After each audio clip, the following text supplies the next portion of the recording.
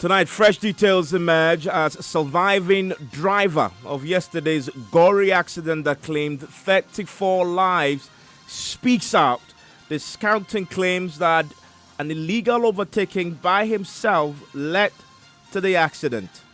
Yes, me move first year, second year, and I'm who said Cano. We pure care from now. On Sadiasa, on Subano, banana, or in Tim, imagine some co straighter, Medimu Nabish, yes, I'm a packing chain. Ting Chan and Rena, me Uramuno. Me wouldn't wear them, let me switch back them. I bet Sanka Mepi, him, Yano, Sakanapian. We have the very latest as the Railways Minister moves in with a government delegation following the death of the Financial Secretary of the Cicada constituency executive.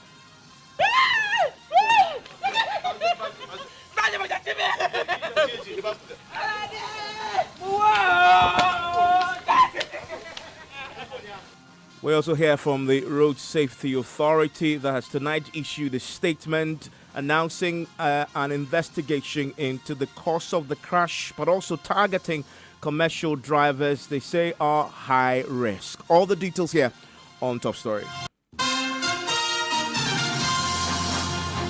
This is Top Story with Evans Mensah.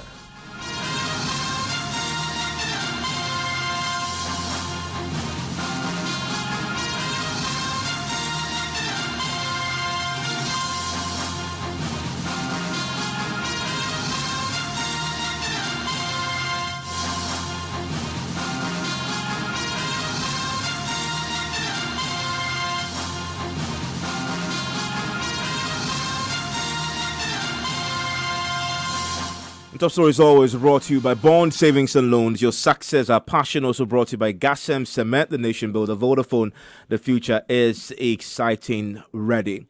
In the last few minutes, the National Road Safety Authority has issued a strongly worded statement announcing an extensive probe into that gory accident that killed 34 people yesterday. They are also targeting now more than 30,000 commercial drivers they describe as high risk. We're going to go into that for you shortly.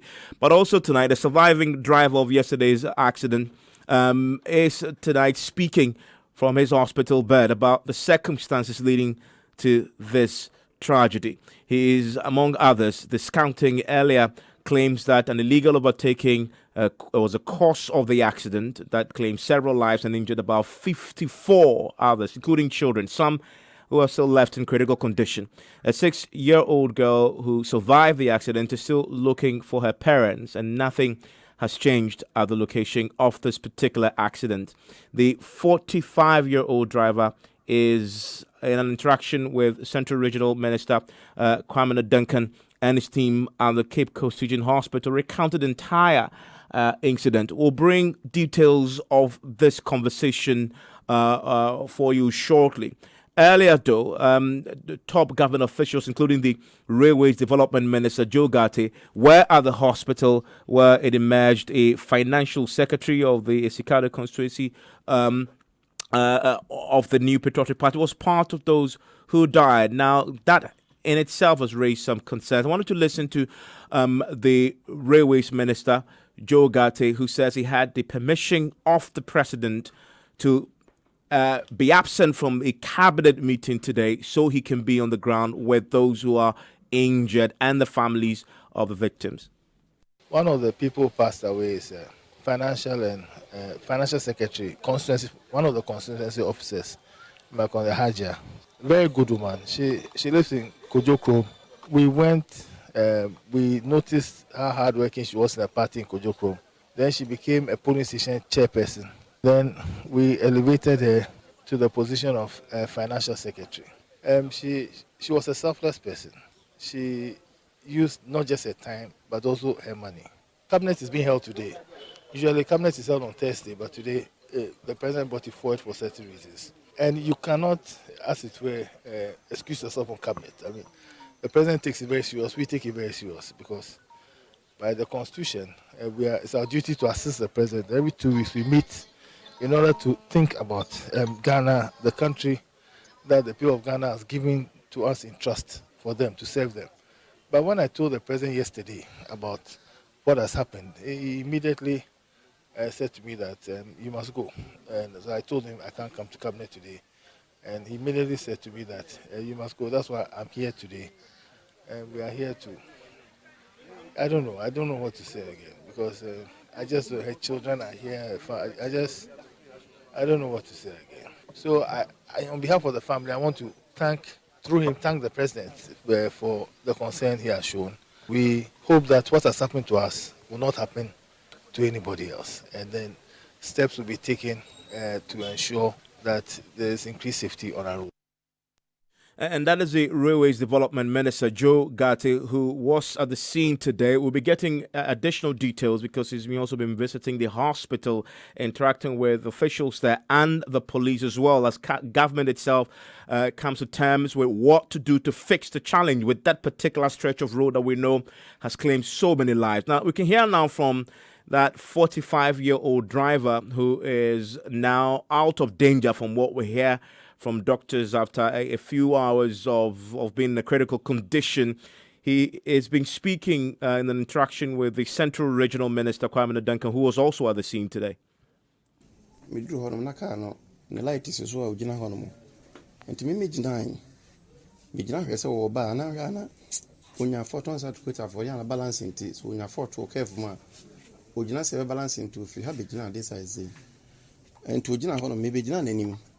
I can't buy me some piano. Me pie say no, knife and move for first second. No musaka, no pie or care for them. I can't dispute neighbor. Till I saw a what. Timagins had a me gra in room. But the many will see and chain like a car and bass let my become. I could visit me from chance in the become. An articulated truck broke down in the middle of a road with its lights on. I could barely see ahead. To me, I say me move first year. Second year, and I'm say, Cano, we pure care for him now. On Sadiasa. On Subano, banana, or in Tim, imagine as I'm co straighter. Many ambitions had yan in the hoy and Timmy to the Cano. No, so you overtaking another year. There be. Now make a second year when I'm the ministry. I was driving in second gear, and just when I went past the stationary truck, I saw the other bus approaching from the bend. It was on top speed. Second up him. Many not going to be any more awkward. I mean, didn't she? No, yes, I really overtaking. That Debbie can't be anyone being overtaking. No, Gina. Now, I didn't mean to say, Tamaka, the Bomusana, your first piano. Now, Mensa, we mobile, me cocoa. And so, me time me talk formula. Me imagine some can be a peca, be and keep to me, dear, didn't she? First, go candy can piano, or no bedroom, and to many. I thought I could veer into the bush on the side of a road while the other speeding bus moves past me, but it rammed into us. That is all I recall. I was not overtaking any vehicle. Yenny caught me for so peer cotongram, me congram. It is a wolf you took room. Me film took room, and yen took room because I said, I should be. Okay. Tim cotongram pea, a cotongram, no me fret, me tium friend banse over him. Me found one yes, into me, I'm the miss. Yes, me penco farm and go for again. I was badly injured. I was in tears. Can't pay went to men. Now I care from 2 p. speed in the song.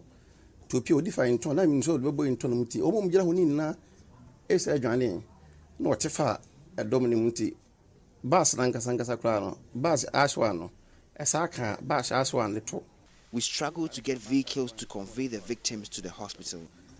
Not Mepra. Oh, it's in a boy, and I said, nobody in a ball, bass ashen.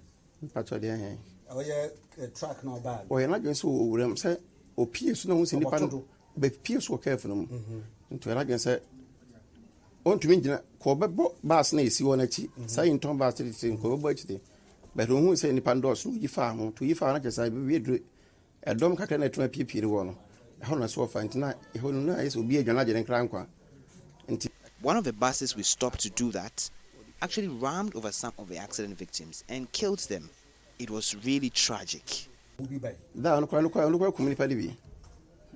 On the community sending Panama hospital, I said, Munivia. Or my that I'm no matter to my piano. On the community. On the community, but one went to my when a bus and one and I just obedient to when you're not twice a coin. pretty shocking account of what happened there. My colleague Kojo Nyako is joining us. He has been listening in on all this today, and this Kojo Nyako confirmed for us was at the regional hospital, correct? Yes, it was at the Cape Coast Teaching Hospital. Cape Coast Teaching Hospital, where the regional minister and, of course, the also Jogate all visited. Exactly. Now, just that last bit we heard from this surviving driver, it makes for very difficult listening. He says that there is another vehicle, was not involved in the initial accident, but he had attempted to stop because of what had happened to them.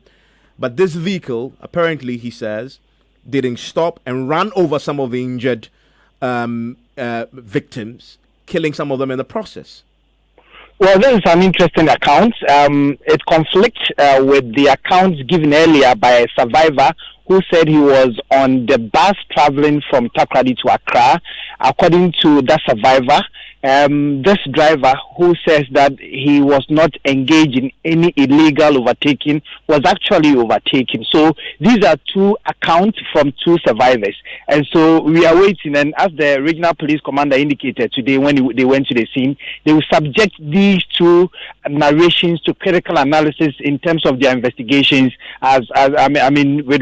regarding this particular accident. You've been interacting with some of the other survivors. I know there's so many stories you're hearing today. Tell us more. Chilling details, harrowing stories they tell. Some were asleep when the accident happened. Others were also not asleep. They were still in the bus. They were wide awake, but the accident indeed happened.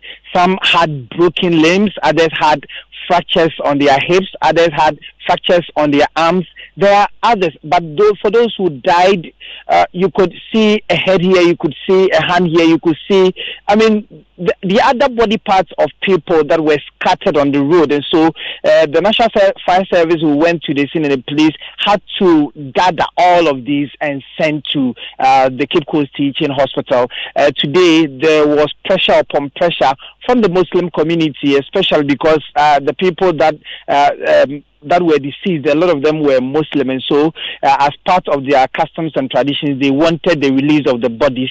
But the Cape Coast Teaching Hospital CEO indicated to them that there is a procedure that had to be followed, especially for the coroner. The coroner's report or the coroner's inquest had to be ready, and a signal had to be given before they release the body. And so some of them indeed got the body, and then they travel with them. Others too have to wait.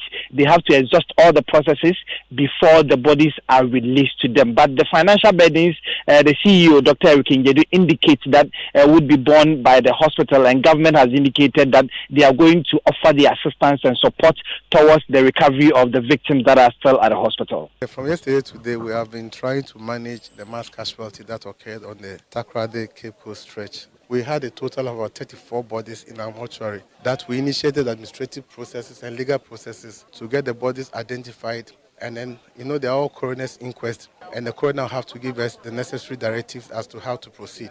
The 25 that are remaining are fine. The ones in the body are in the process of body identification and coroner inquest documentation to go through. And then as and when we get the clearance from the coroner, the bodies will be released to the deceased family. I think that we have seen that the Honorable Regional Minister has sent the Deputy Minister. He wanted to be here himself. He's in a very important meeting in Accra, and the Deputy Minister has come to represent him and the government as a whole. And what is left for us to do is to ensure that we manage the end part of the whole process successfully. So we heard a story of some two children who were looking for their parents. It was a bad day for the entire nation. For some of us, a national disaster. Getting infants, we have a record of 3 die out of these accidents and displaced at the mortuary. Is a very traumatic incident, especially for those families that will have to walk through the bodies to identify their own. It's a traumatic situation. We've gotten our psychologists to get involved in this whole processes to encourage and then to help the families overcome the traumatic situation that they are living. So this is the CEO of the Cape Coast Teaching Hospital, Dr. Eric Kofi Injedu, telling us about the traumatic experiences family members would have to go through walking among the dead to identify their relatives in the midst of them. But we've also been speaking with some survivors, and you remember that there was this 6-year-old who couldn't find the parents, and now we have the confirmation that her name Inshwaba Ansa, and the brother is also Adum Ansa. The sister suffered some hip injury, and the upper part of the arm was also injured. But this 6-year-old also had an injury on the head. So immediately after the recovery after his recovery, he was asking of the parent. The two have been crying ever since. The hospital has given them some psychologists to work on them. They are now orphans. They lost their father, John Ansa. They lost their mother, whose name we only know as Martha, and they lost their 8-month-old sibling. And so these people are still at the hospital. We have also been interacting with some survivors of this accident. Yeah, Pastor, a brother, a went in your man, Safin, and I do be a continue a trip now. Yeah, near Fitcha quite near a Juman, Accra. Ekoshe kana se na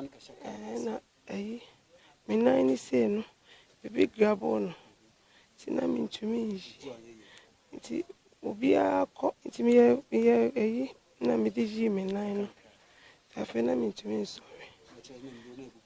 nti fast service phone ba no fast service phone omu ka me nan ni me no ni bomu no omu chichire glass no na wo me chin so ye me be go na me ni godo wo ga ba na ofita ka do da ne hwa e me ka ozo kwa na nche na na yazan kakra ana na odi me ka pa na so facha kwa big man it's no we ni na ne fi na do meet na me we ni yes na me we ni. Well, pretty difficult account of what happened in this tragic accident. Richard Kulinyaku still with me. Richard, you raised a very heartbreaking story of these children who have lost their parents in this accident, and they're currently still at the hospital asking for their parents. Do we know if any other relatives, family members at Canford to claim them? So now they are under the care of a hospital official who is a family friend, and another worker who used to work with the dad that has passed now. So the two are the only people we know as of now. And so, I mean, no extended family member has come to the hospital, according to what I've been told today. There are other people too that have lost. There is a mother who has been asking for the children. So now the children that are dead are 3. So this woman has been looking for the 2 children. They are also dead. They also were killed in this same accident. So, but the woman is in critical condition, and so has not been able to get to the mortuary to look at the state of the children. Richard, thank you very much. As just been speaking, the National Road Safety Authority has a statement out tonight in which they make the point that the authorities, as pursuant to its mandate, they've commissioned a multidisciplinary crash investigation into this particular accident to determine the contributory factors and institutional lapses that may have accounted for this particular crash. This, amongst others, will inform remedial actions and measures that they will take. Let's speak to Pearl Dusu. JC is the head of communication at the National Road Safety Authority and joins us on the telephone line right now. Thank you, Pearl, for your time here on Top Story. Thank you for calling me. Many will argue that this particular accident and this particular stretch is well known for this sort of tragic accident. This is not the first time it's happened, and so we should by now know what the problem is and should have fixed it by now, and that when you announce you're now going to investigate to take action, it's simply another example of the Road Safety Authority failing to do what it was mandated to do. Thank you very much for giving me this opportunity. Road Safety Authority has been doing a lot of things, education, promotion of road safety, so that the final person who will say the affairs of road safety will do the right thing so that everybody will be safe. We have done a lot of education. We have done a lot of campaigns during the recent months. Even you could attest to the fact that we are always on radio, TV, going to the bus terminal to educate drivers about what the procedures they should go about. But if they fail to adhere to all the road safety procedures and regulations, please, it is not Road Safety Authority that has failed. And just this Christmas, we did a campaign in which we started with the training of about 13,000 high-risk commercial drivers all over the country. All the unions were called. We started it, some came, some are reluctant, they said they will come. We are teaching them these basic road safety regulations that they should adhere to. When we went to the scene, we learned that one wanted to overtake in a curve. This is a basic road regulation that everybody knows. But here's the thing. It's true, everybody knows. And it's also true that in spite of the fact that everybody knows, it happens quite often, especially on that stretch. Because we know that, and I know you've recently been upgraded from a commission to authority and empowered to work with other agencies like police to enforce road regulations. Because we know this, isn't that why Road Safety Commission and authority and others must work to enforce the law on the stretch? Yeah, recently, we were centered to become an authority in June. And so what we have started doing is even sensitizing all stakeholders that we have to work with. We started this November, and it is still ongoing. We even called all transport operators, and we started sensitizing them about our new mandate, the compliance, inspectorate, and the regulatory status now that we have. And so we're expecting them that as we sensitize you, the new things that are on board, we also go and apply it so that we all be free. One thing we always say is it's a collective responsibility. When we do our part and the other party doesn't do its part, these things, these carnages will still go on. So that is why now, per our mandate, we are empowered to even institute a disciplinary investigative committee to look into the thing, making up of road safety officials, road engineers, transport operators. So when are you going to seize that power and crack the whip? So we've started. Everything, when it starts, it is not as if it has been there 10 years ago. We just started. So now that the things that as a commission was happening, now the regulation aspect and the compliance aspect will come in. Now we have to deal with, transport unions. So now when we find out whose fault it is, what failed to bring this thing, the compliance part will come in. The enforcement part will come in. You understand? So we just started. It was just August that we were giving the authority statement. Tell me this. You say in this particular crash, you have commissioned a multidisciplinary crash investigation. What's the purpose of this? If they finish your work, what do you do with it? What's the expectation of this particular investigative committee? The investigative committee is not to find who did who for prosecution, but so that we will know what actually caused this crash, so that there will be system changes. We'll follow up from the beginning of I'm sorry to sound skeptical, but we've had this before. I mean, we've investigated many accidents, and promises have been made to, the report will come and then we'll fix. And Road Safety Commission, nothing happened. Those times, the commission will just promote, will just advise. But now we've been given a new status. And so when we find this is where even the public will test us that now that we've been given an authority status, what are you doing with it? So what the act says we should do, that is where we enforce it.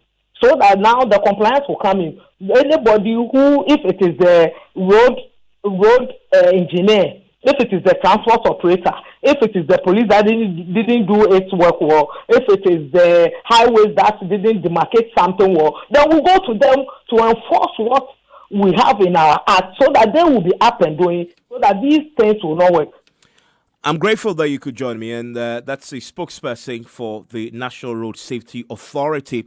Now, just before we all come to terms completely with this accident that had claimed 34 lives, well, one more person has died today, with 6 others currently battling for their lives following a dawn collision between an urban commercial vehicle and a tipper truck at Aprebo in Kumasi.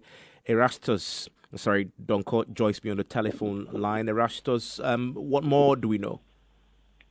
Well, so we do know that one middle-aged woman lost her life in this particular accident. It happened at dawn at Abreport Highways. This is not a particular area that you will expect that such an accident of such magnitude would occur. But it happened that, per eyewitness reports, the Evans Mensah driver was speeding unnecessarily at that portion, and so he was trying to get into the main intersection and met the tipper truck. And the vehicle tried to save him, but then they crashed on the side. So it skidded off the road, got into another section where many were injured, and this woman got locked up for hours until the fire service could rescue her, but it was too late. So that is what we do know for now. Erastus, thank you very much, and we're keeping a close eye on this. We have more on this really on Newsnight, which starts shortly. We'll also be hearing more from the ministerial committee that had visited the hospital today. Stay with us.